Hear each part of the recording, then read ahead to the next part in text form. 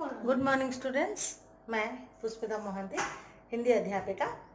आज हम पढ़ने जा रहे हैं 5वीं कक्षा के व्याकरण पुस्तक से अनेक शब्दों के लिए एक शब्द, जो हमारे शब्द भंडारों में से लिया गया है। शब्द भंडार में से हमने 3 विषयों का चयन किया है। पहला है अनेक शब्दों के लिए एक शब्द, दूसरा है पर्यायवाची शब्द और तीसरा है समश्रुत वाले भिन्नार्थक शब्द। इस विषय को प्रारंभ करने से पहले छात्रों से मेरा अनुरोध है कि वे अपने सामने हिंदी व्याकरण पुस्तिका को खोलकर रखें, साथ ही हाथ में एक पेंसिल भी लें, जिससे जब हम कुछ कठिन शब्दों को पढ़ें या कुछ कठिन वाक्यों को पढ़ें या महत्वपूर्ण वाक्यों को हम पढ़ें, जिसे हम आसानी से रेखांकित कर सकें या फिर गोलाकार कर सकें, जिससे हमें आगे पढ़ने में इसकी सहायता होगी। तो आइए इस विषय को आरंभ करते हैं और इस पुस्तक के 64 नंबर पृष्ठा 64 यानी 64 नंबर पेज पे ये स्थित है। अनेक शब्दों के लिए एक शब्द क्या है? देखिए, मछलियां जल में निवास करती हैं, इसलिए वे जलचर कहलाती हैं। तो यहाँ पे क्या हमने समझा? जल में जो रहता है उसके लिए हमने जल में रहने वाला यानी जलचर। तो वाक्य में जलचर शब्द का प्रयोग करने पर यह शब्द संपूर्ण वाक्यों में अपने आप को प्रस्तुत करता है या समाहित कर लेता है। इसके अनेक शब्द के लिए एक शब्द कहते हैं, इसलिए इसे अनेक शब्दों के लिए एक शब्द कहा गया है। अपनी भाषा को रोचक, सरल एवं प्रभावशाली बनाने के लिए हम शब्द समूह के लिए एक शब्द का प्रयोग करते हैं। तो समझ में आया कि ये जो हम एक शब्द का प्रयोग क्यों करते हैं, क्या कारण है हिंदी के व्याकरण में अनेक शब्दों की जगह एक शब्द का? क्या है ना, भाषा को रोचक एवं सरस एवं प्रभावशाली बनाने के लिए ही इसका प्रयोग किया जाता है। तो अगर हम इसका परिभाषा देखें तो क्या होगा ना, देखिए मैं यहाँ पे लिख दे रही हूँ कि परिभाषा क्या होगी। किसकी परिभाषा ना, अनेक शब्दों के लिए एक शब्द की परिभाषा क्या है? आपके पुस्तक के पेज नंबर 64 में एक लाल और पीले रंग के ब्रैकेट में ये दिया गया है, उसे देखिए और उस पर रेखा खींचिए। देखिए यहाँ पे मैं भी लिख दे रही हूँ, भाषा को सुंदर व सजीव बनाने के लिए,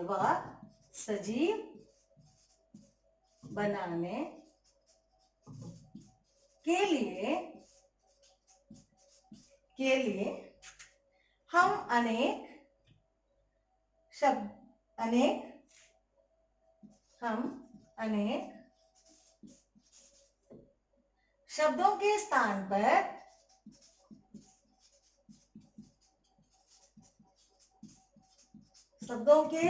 पर एक शब्द का प्रयोग करते हैं। एक शब्द का प्रयोग करते हैं। तो देखिए, जिसे हम अनेक शब्दों के लिए एक शब्द, जिसे हम अनेक शब्द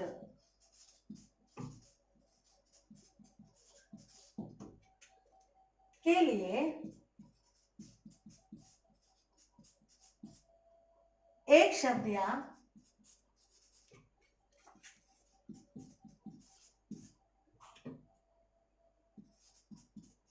वाक्यांश कहते हैं। देखिए, हमने यहाँ पे जाना कि अनेक शब्दों का प्रयोग क्यों किया जाता है और अनेक शब्द के लिए एक शब्द की क्या परिभाषा है, अर्थात उसका क्या अर्थ है। सबसे पहले हमने जाना कि भाषा को सरस और रोचक बनाने के लिए हम इसका प्रयोग करते हैं, और फिर हमने जाना भाषा को सुंदर व सजीव बनाने के लिए हम इसको अनेक शब्दों के स्थान पर एक शब्द का प्रयोग करते हैं।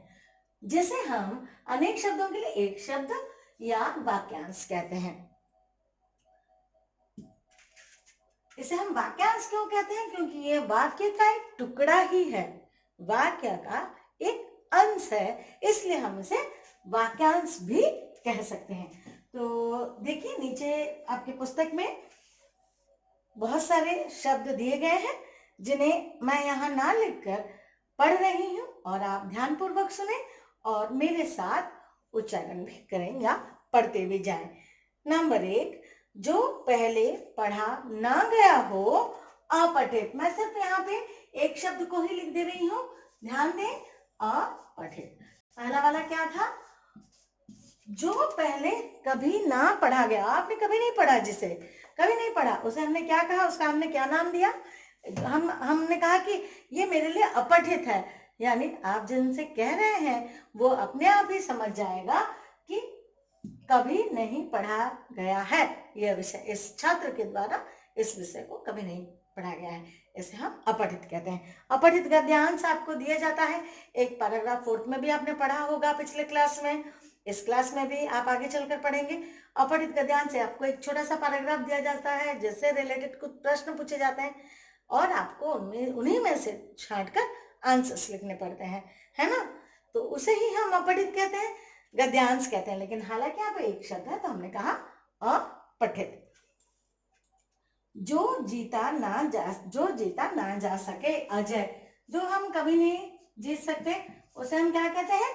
अजय। जिसके आने की निश्चित तिथि ना हो, जो जिसके आने की कोई तिथि नहीं होती, पता नहीं वो कब आ जाए, उसे हम अतिथि कहते हैं। आपके घर में भी अतिथि का और एक मतलब है मेहमान। आपके घर में भी कभी कभार मेहमान आ ही जाते हैं, आने का निश्चित नहीं होता और अचानक आ जाते हैं, तो हम उन्हें अतिथि कहते हैं। जिसका अंत ना हो, अनंत हम कहते हैं कि अनंत जिसका कोई अंत नहीं होता, अर्थात जिसकी कोई समाप्ति नहीं होती। उदाहरण स्वरूप आसमान, हम बोलते हैं कि आसमान अनंत तक फैला हुआ है, यानी हम नहीं जानते कि वो कहां पर खत्म हुआ। जो पहले पैदा हो, अग्रज। जो हमसे बड़े हैं, हमारे भाई बहन जो भी है, जो हमसे पहले जन्म लिए हैं, उन्हें हमने कहा अग्रज। अग्रज क्योंकि उनका जन्म हमसे पहले हुआ। भगवान को ना मानने वाला। हम में से बहुत जने हैं जो ईश्वर पर विश्वास नहीं करते, उनकी सत्ता को नहीं मानते, तो उन्हें हम क्या कहते हैं? नास्तिक। समझ में आ रहा है बच्चों? नास्तिक। नास्तिक। अब हमने देखा नंबर 7, अपने पर बीती हुई आप बीती। कभी कभी कुछ बातें जो होती हैं वो हम पे बीती हुई होती हैं, हम बोलते हैं हाँ ये मैंने ये रियलाइज किया है, या मुझे मालूम है कैसे होता है, ये मेरा अनुभव है ये। तो ये क्या होता है? अनुभव ही होता है जो आप बीती, कि किस तरह का खुशी हो, सुख दुख हो, जब हम उसे महसूस कर लेते हैं तो हम जान सकते हैं कि दूसरों पर भी इसका प्रभाव कैसे हो सकता है। अपने देश की बनी हुई वस्तु स्वदेशी। गांधी जी ने हमें कहा था कि विदेशी चीजों को छोड़कर स्वदेशी वस्तुओं को अपनाना चाहिए, तो उसे हम अपने देश में बनाया गया हो, अपने देश में बनी हुई वस्तु। मास में एक बार होने वाला मासिक। पूर्णिमा महीने में एक बार आती है, तो हम कहते हैं कि एक महीने में एक बार आता है। जो एक महीने में एक बार हो उसे हम मासिक कहते हैं। फिर आते हैं हम जिसकी आत्मा महान हो। जिसकी आत्मा महान हो वो कौन है? महात्मा। अब हम आते हैं जिस भूमि में खूब उपजाऊ हो। उपजाऊ यानी बहुत उर्वरता हो उसमें और उसमें फसल अच्छी उगती हो। जो शहर में रहता हो, हम सभी जानते हैं शहर में निवास करने वाला शहरी। उसी प्रकार वर्ष में एक बार होने वाला, आपके विद्यालय में वार्षिक उत्सव हम मनाते हैं, तो वार्षिक। चित्र बनाने की कला, चित्रकला, है ना आसान? जो गांव में रहता हो, ग्रामीण, हम सभी जानते हैं गांव में रहने वाला हम उसे ग्रामीण कहते हैं, ग्रामीण। जिसे परवाह ना हो, लापरवाह। विदेशों में माल भेजना, निर्यात। जो दिखाई ना दे, अदृश्य। हम बोलते हैं कि अरे मुझे कुछ नहीं दिखाई दे रहा, वो क्या होता है? अदृश्य। हमारे आंखों के आगे जो कुछ नहीं दिखता हम उसे अदृश्य कहते हैं। ना छूने योग्य, अछूत। उसे मत छुओ, या अछूत है, ऐसा ऐसे अंधविश्वास बहुत पाई जाती हैं हमारे समाज में। सप्ताह में एक बार होने वाला, साप्ताहिक।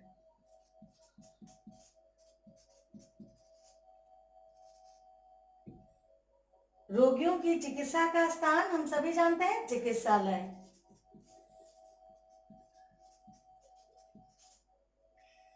जो कविताएं लिखता हो, कवि। आलोचना करने वाला, आलोचक। जिसका विवाह हो गया हो, विवाहित। जो लोहे से औजार बनाता हो, लोहार, लोहार। देखिए दोबारा मैं इन वाक्यों को दोहरा रही हूं, मेरे साथ आप भी इन्हें पढ़ने का प्रयास करें और समझने का भी। सबसे पहले हम जानेंगे कि अनेक शब्दों का प्रयोग किस लिए किया जाता है। भाषा को सरल, रोचक और सुंदर बनाने के लिए हम अनेक शब्दों के स्थान पर इसका प्रयोग करते हैं, यानी एक शब्द का प्रयोग करते हैं। यहाँ पर कुछ वाक्यों के अंश दिए गए हैं जिन्हें यहाँ पर एक शब्द में भी लिखा गया है। आइए हम उसे दोबारा पढ़ते हैं। जो पहले पढ़ा गया हो, अपठित। जो जीता ना जा सके, अजय। जिसके आने की निश्चित तिथि ना हो, अतिथि। जिसका अंत ना हो, अनंत। जो पहले पैदा हो, अग्रज। भगवान को ना मानने वाला, नास्तिक। अपने पर बीती हुई, आप बीती। अपने देश की बनी वस्तु, स्वदेशी। मास में एक बार होने वाले, मासिक। जिसकी आत्मा महान हो, महात्मा। जिस भूमि में खूब उपज हो, उपजाऊ। जो शहर में रहता हो, शहरी। वर्ष में एक बार होने वाला, वार्षिक। चित्र बनाने की कला, चित्रकला। जो गांव में रहता हो, ग्रामीण। जिसे परवाह ना हो, लापरवाह। विदेशों में माल भेजना, निर्यात। जो दिखाई ना दे, अदृश्य। ना छूने योग्य, अछूत। सप्ताह में एक बार होने वाला, साप्ताहिक। रोगियों की चिकित्सा का स्थान, चिकित्सालय। जो कविताएं लिखता हो, कवि। आलोचना करने वाला, आलोचक। जिसका विवाह हो गया हो, विवाहित। जो लोहे से औजार बनाता हो, लोहार। इन सभी 25 शब्दों को मैंने यहाँ पे जो आपके साथ लिखा, संपूर्ण वाक्यांश यानी वाक्यों के साथ उत्तर भी लिखे अपने हिंदी व्याकरण पुस्तक पर। आइए अब हम इसका दूसरा भाग, श्रुति सम भिन्नार्थक शब्दों को पढ़ते हैं। पहले मैं उसके लिए इस ब्लैक बोर्ड को या व्हाइट बोर्ड जो भी आप कहें, इसको क्लीन कर लेती हूँ। उसके बाद हम पढ़ेंगे सम श्रुत वाले भिन्नार्थक शब्द। उसके तुरंत बाद हम पढ़ेंगे पर्यायवाची शब्द। ठीक है, तो श्रुति सम भिन्नार्थक हमने क्या पढ़ा? एक पढ़ा अनेक शब्दों के लिए एक शब्द। अब हम पढ़ेंगे श्रुति सम भिन्नार्थक शब्द। देखिए मैं यहाँ यहीं पे लिख रही हूं, श्रुति सम भिन्नार्थक शब्द। इसके बाद हम नंबर 3 वाला पढ़ेंगे, पर्यायवाची शब्द। श्रुति सम भिन्नार्थक शब्द ये क्या है और इसका प्रयोग हम क्यों करते हैं? देखिए हिंदी भाषा में ये पेज, इसकी इस भाग का पेज नंबर है 65। मेरे साथ खोलें। हिंदी भाषा में कुछ ऐसे शब्द होते हैं जिनका उच्चारण लगभग एक जैसा ही होता है, लेकिन भाव एवं अर्थ भिन्न होते हैं, अर्थात अलग होते हैं। जैसे मैं, आदि। अन्य भाषाओं में भी इस प्रकार के शब्द होते हैं, जैसे अंग्रेजी में नो और नो, बोलने में एक जैसा ही लगता है, लेकिन इन शब्दों के वर्तनी एवं अर्थ भिन्न होते हैं। ऐसे शब्द श्रुति सम भिन्नार्थक शब्द कहलाते हैं। ऐसे शब्दों को ही हम श्रुति सम भिन्नार्थक शब्द कह सकते हैं या कहते हैं।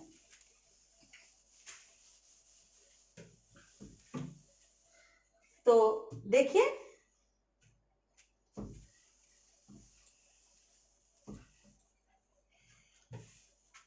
श्रुति सम भिन्नार्थक शब्द की परिभाषा क्या है? ये श्रुति सम भिन्नार्थक शब्द जो शब्द बोलने और सुनने में एक जैसे लगते हैं किंतु इनका अर्थ भिन्न होता है, उन्हें हम श्रुति सम भिन्नार्थक शब्द कहते हैं। दोबारा रिपीट कर रही हूं, जो शब्द यहाँ पे लिख के भी बता दे रही हूँ कि इसकी परिभाषा क्या होगी। परिभाषा देखिए किसकी, ना श्रुति सम भिन्नार्थक शब्द की परिभाषा क्या है ना, जो शब्द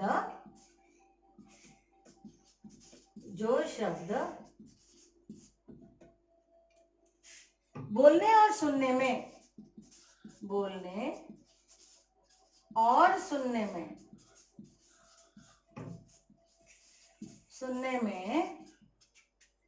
एक जैसा ही प्रतीत हो, एक जैसा ही प्रतीत हो, यानी हमें लगता हो कि वो एक जैसा ही है, प्रतीत होता हो, किंतु उसके अर्थ, किंतु या परंतु उसके अर्थ अलग अलग हो, उसे हम भिन्नार्थक शब्द कहते हैं। उसे ही हम श्रुति सम भिन्नार्थक शब्द कहते हैं। ठीक है, तो हमने क्या जाना कि जो शब्द बोलने और सुनने में एक जैसा ही लगता है, जो शब्द बोलने और सुनने में एक जैसा ही लगता है, यानी प्रतीत होता हो परंतु उसके अर्थ अलग अलग हो, डिफरेंट हो, उसे ही हम भिन्नार्थक शब्द कहते हैं। ठीक है, यहाँ पे देखिए कुछ एक दो शब्द मैं आपको लिख के बता दे रही हूँ उदाहरण स्वरूप, बाकी आपके पुस्तक में बहुत सारे दिए गए हैं जिन्हें हम अभी पढ़ेंगे। जैसे देखिए, एक सुत अर्थात सारथी, दूसरा सुत मैंने यहाँ पे लिया सुत माने बेटा। ठीक है, उसके बाद हमने लिया अचार, एक खाद्य पदार्थ,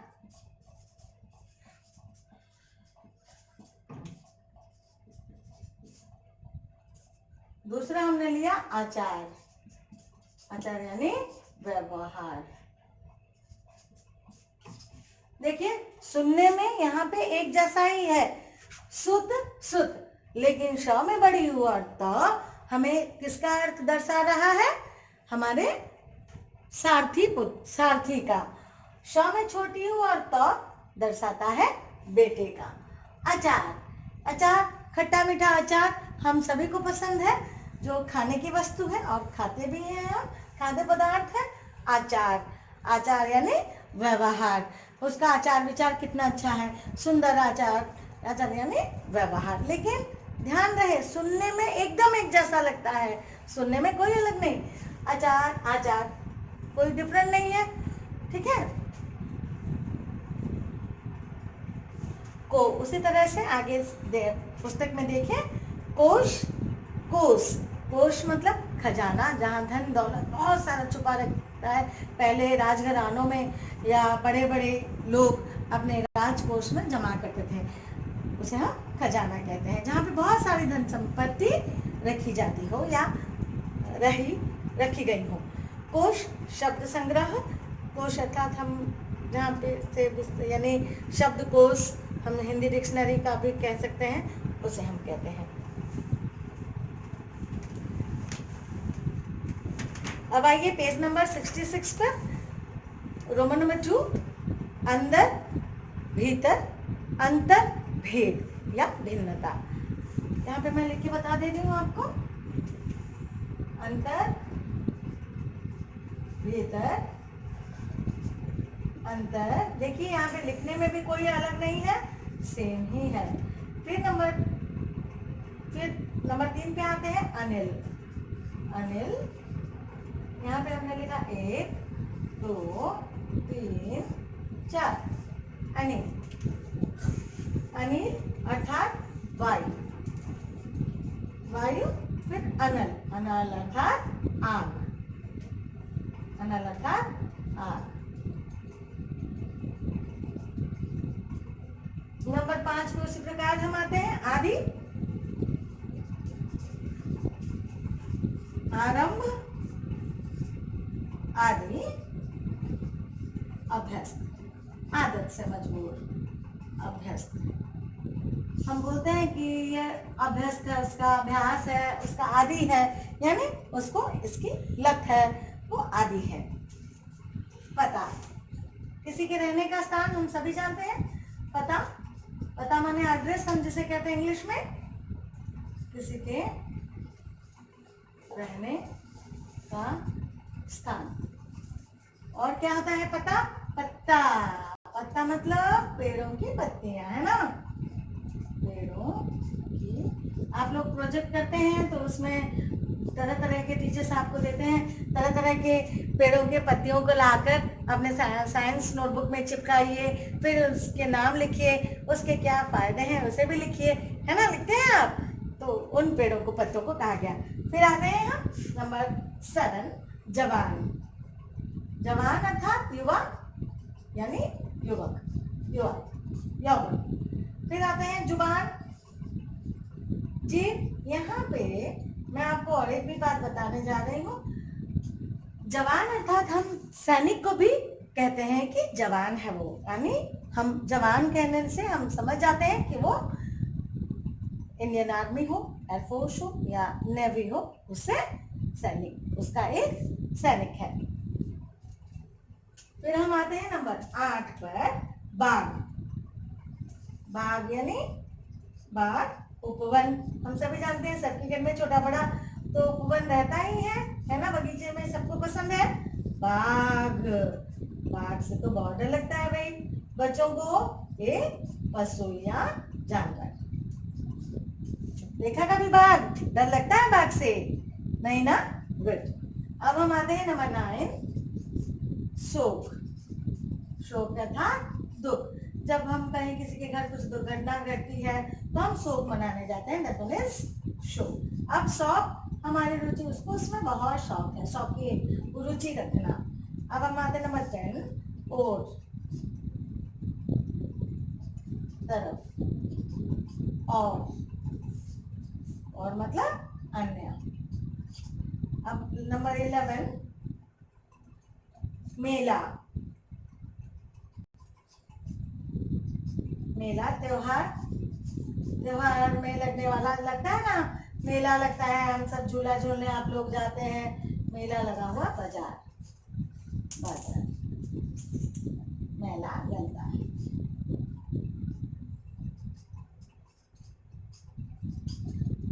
यहाँ पे जब ठाकुरानी की यात्रा होती है तो हम सब मेला घूमने जाते हैं।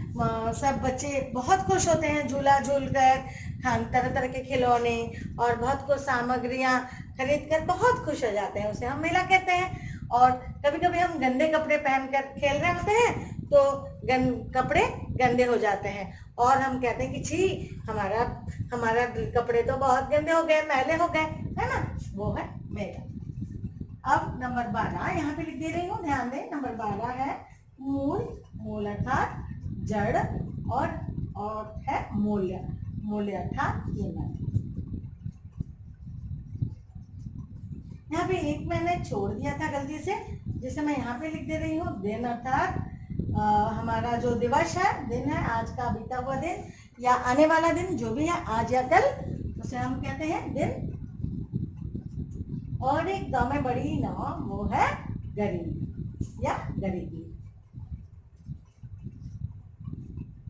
यहाँ पे हमने जाना श्रम अनेक शब्दों के लिए एक शब्द हमें दिए गए थे 1 से 25, यहाँ पे है 1 से 13, 1 से 12 है, एक मैंने वहां से एक्स्ट्रा लिया था तो ये हमारे हो गए कुल 13। देखिए दोबारा मैं इसको आपके सामने पढ़ रही हूँ। तो श्रुति समानार्थक शब्द का प्रयोग हमने क्यों किया ना, क्यों होता है भाषा में जब एक जैसे शब्द कभी कभी आ जाते हैं लेकिन उनका अर्थ भिन्न होता है और हमें पता नहीं लगता, इसलिए इन शब्दों को हमें बताया जाता है ताकि हम इनके अंतर को स्पष्ट कर सकें और हमारी भाषा या लिखने में भी हमें आसानी से समझ में आए। अब हम कहेंगे कि इसकी क्या परिभाषा है। जैसे आप सभी समझ ही गए होंगे कि जो शब्द बोलने और सुनने में एक जैसे ही प्रतीत होते हैं और उनके अर्थ अलग अलग होते हैं उसे हम सम शुद्ध वाले भिन्नार्थक शब्द कहते हैं। मैंने यहाँ पे 13 लिख दिया है, एक उदाहरण को मिला के 13 हो गया है। ऐसे में आपको 12 दिए गए हैं 1 से 12, लेकिन एक्स्ट्रा एक मैंने जो मिला दिया है इसलिए 13 है और आपको ये 13 के 13 ही लिखने हैं। लेकिन नंबर 1 है, मैं दोबारा पढ़ दे रही हूँ। श में बड़ी होता शासूत सारथी, सारथी जो रथ को चलाता है। श में छोटी होता बेटा। नंबर 2 आचार, एक खाद्य पदार्थ, आचार व्यवहार। नंबर 3 अंतर भीतर, अंतर भेद। नंबर 4 अनिल वायु, अनल आग। नंबर 7 जवान युवा, जुबान जीभ। नंबर 8 बाघ उपवन, बाघ एक पशु। नंबर 9 शोक दुख, शौक रुचि। नंबर 10 और तरफ और अन्य में। नंबर 11 मेला त्योहार पर लगा हुआ बाजार और मेला गंगा। नंबर 12 मूल जड़, मूल्य कीमत। नंबर 13 दिन दिवस और दीन गरीब। देखिए यहाँ पे 13 मैंने कहा कि 12 और एक जोड़ दिया मैंने तो उसे मिलाकर हमें 13। इन्हें भी आपको अपने हिंदी व्याकरण पुस्तिका पर साफ साफ लिखने हैं। यहाँ पर हमें कुछ वाक्य भी दिए गए हैं जिन्हें हमें नोटबुक में नहीं लिखने हैं, लेकिन इनके मीनिंग्स को समझने के लिए उन्हें पढ़ना आवश्यक है। अब हम आते हैं हमारे भाग नंबर 3 और आखिरी वाला हिस्सा, पर्यायवाची शब्द। तो इसके लिए मुझे आपके बोर्ड को साफ करना पड़ेगा, तो थोड़ी देर इंतजार करें, तुरंत ही ये साफ हो जाएगा। फिर हम आगे भाग नंबर 3 भी आसानी से पढ़ेंगे। हमें मालूम है कि आप सब अभी घर में बहुत बोर हो रहे हैं, आपको घर से बाहर निकलने का मौका नहीं मिल रहा, दोस्तों से मिलने, साइकिल चलाने, ग्राउंड्स पर जाने या खेलने, है ना, स्कूल ना आने, टीचर्स से ना मिलने का मन तो सभी को हो रहा है। हमें भी आपसे मिलने का बहुत मन कर रहा है, लेकिन कुछ ऐसी समस्याएं हैं जिनके कारण हम कहीं बाहर नहीं जा पा रहे। खैर, ये हम सभी जानते हैं कि क्यों, क्योंकि वायरस नामक एक जो वायरस फैला हुआ है चारों तरफ, जिसने अपना पांव पसारा हुआ है संपूर्ण विश्व में, जिससे बचने के लिए हमें घर पर रहना आवश्यक है ना, इस कारण। ओके, अब हम पढ़ते हैं। अब हमारा ब्लैक बोर्ड भी साफ हो गया। अब हम पढ़ते हैं पार्ट नंबर 3, पर्यायवाची शब्द। तो देखिए नंबर यहाँ पे अपने पुस्तक के पेज नंबर 61 को खोलें और मेरे साथ देखें। पर्यायवाची शब्द।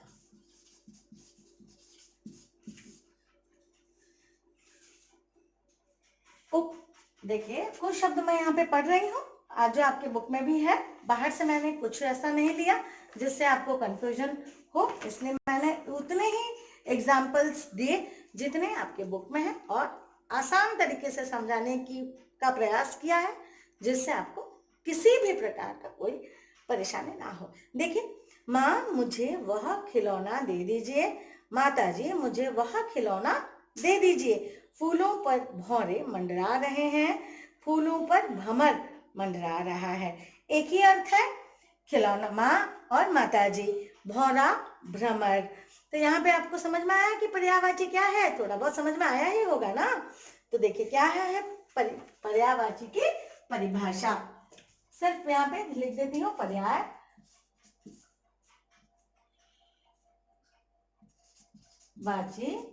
शब्द की परिभाषा।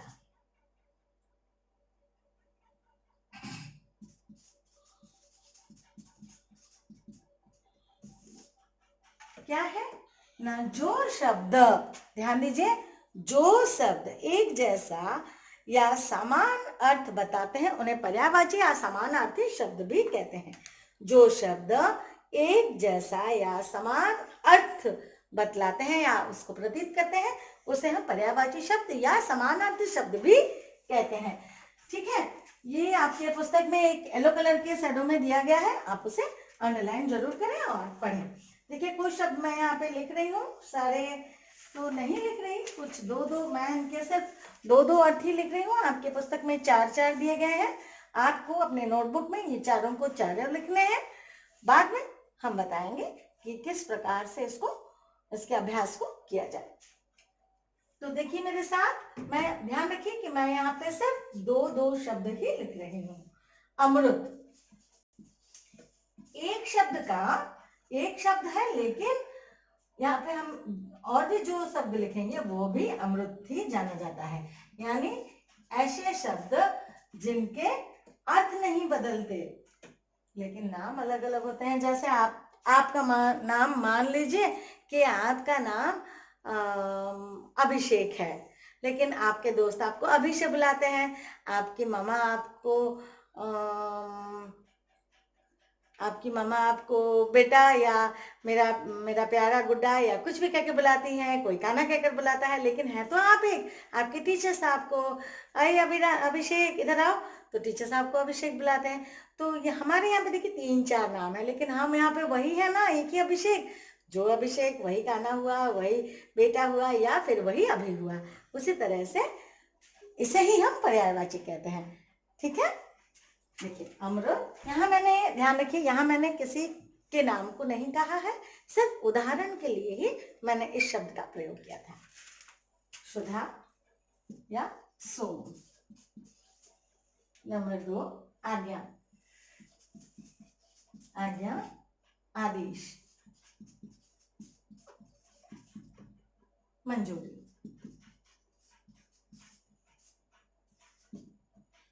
कान, नंबर 3 कान, कर्ण और श्रवण। नंबर 4 दुख, कष्ट, पीड़ा। नंबर 5 देवता, देव, सुर। नंबर 6 ध्वजा, झंडा या ध्वज। देखिए मैंने आपसे कहा था कि मैं सिर्फ दो शब्द ही लिखूंगी, लेकिन आपको अपने नोटबुक्स में चारों की पुस्तक में दिए गए चारों शब्दों को लिखना पड़ेगा। बंदर, वानर, कपि, भौरा,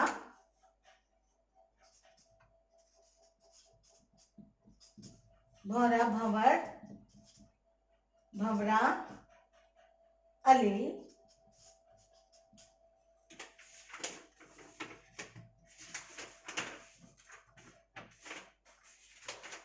इस तरह से आगे आपको 22 तक आपको पर्यायवाची मिलेंगे, 1 से 22 तक, जिन्हें मैं आपको एक के बाद एक करके पढ़ के सुनाती जा रही हूँ। सारे शब्द मैं यहाँ पे नहीं लिख रही हूँ क्योंकि आपके पुस्तक में ये साफ साफ दिया गया है।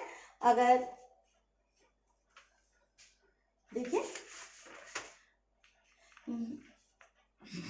नंबर 1 अमृत, दोबारा पढ़ रही हूँ। अमृत, सुधा, सोम, आज्ञा, आदेश, मंजूरी, कान, कर्ण, श्रवण, दुख, कष्ट, पीड़ा, देवता, देव, सुर, ध्वजा, झंडा, ध्वज, बंदर, वानर, कपि, भौरा, भंवर और अली।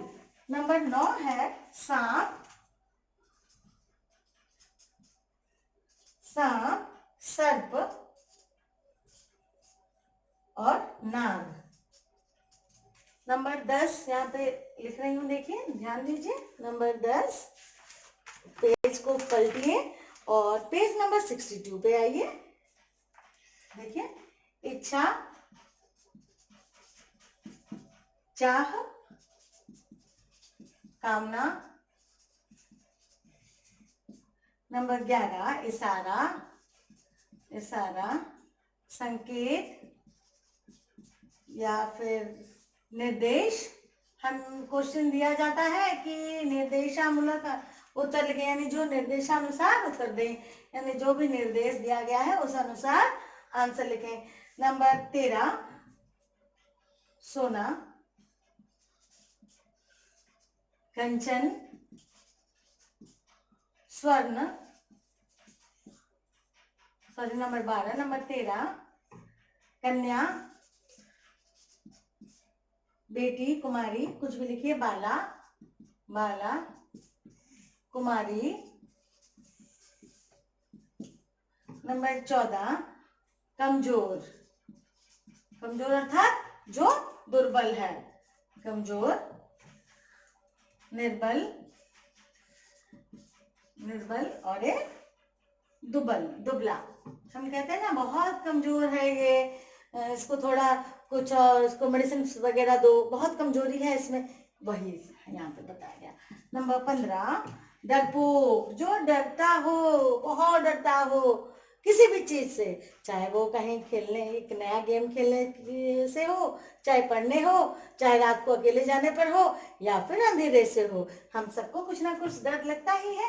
दैट मीन्स जो डरता है उसे हम डरपोक कहते हैं।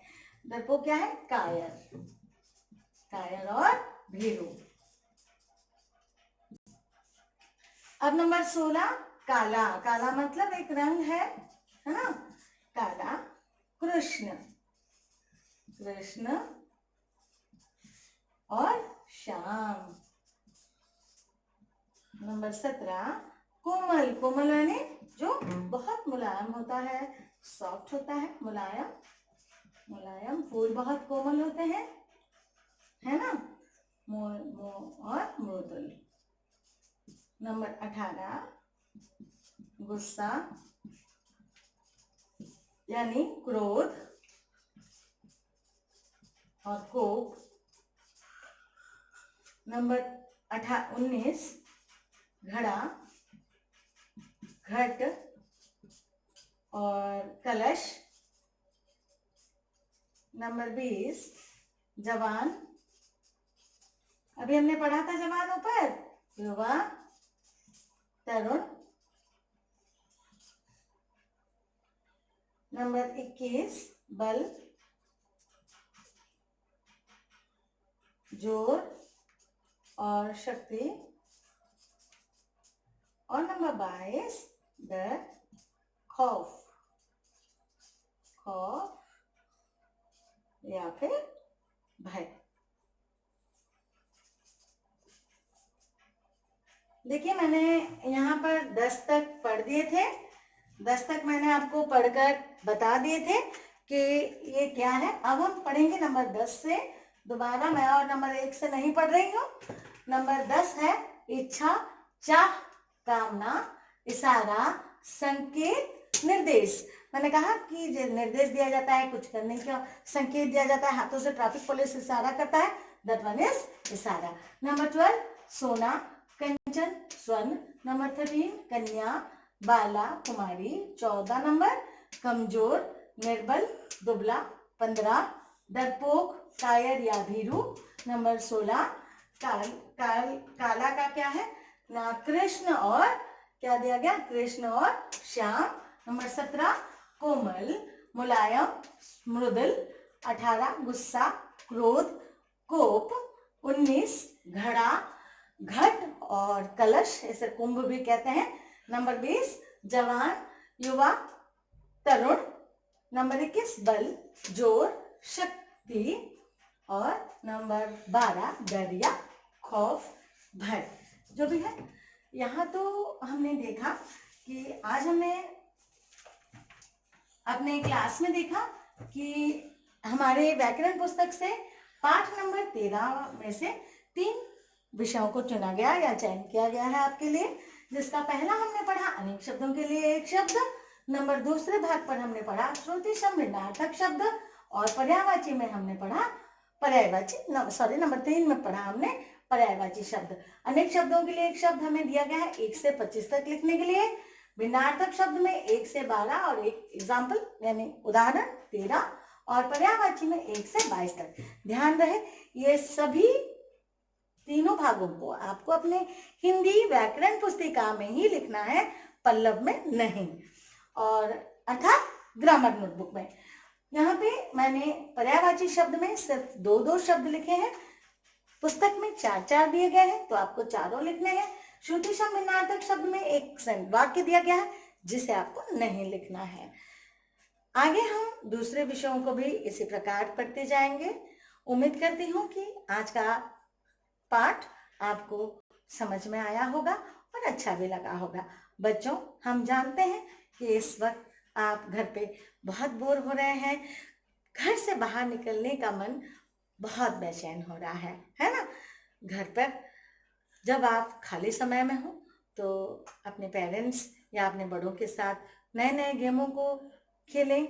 घर पे छोटी मोटी जो भी हमारी पुस्तकें हैं, कहानियों की हो और दूसरी पुस्तकें जिससे हम कुछ सीख सकें, उनको पढ़ें, कार्टून्स देखते रहें, लेकिन इन सब के साथ पढ़ाई को नजरअंदाज ना करें, है ना। घर पे रहें, सुरक्षित रहें, बड़ों का कहना मानें और मम्मा का हेल्प भी करें। धन्यवाद। आगे हम नेक्स्ट क्लास में फिर मिलेंगे।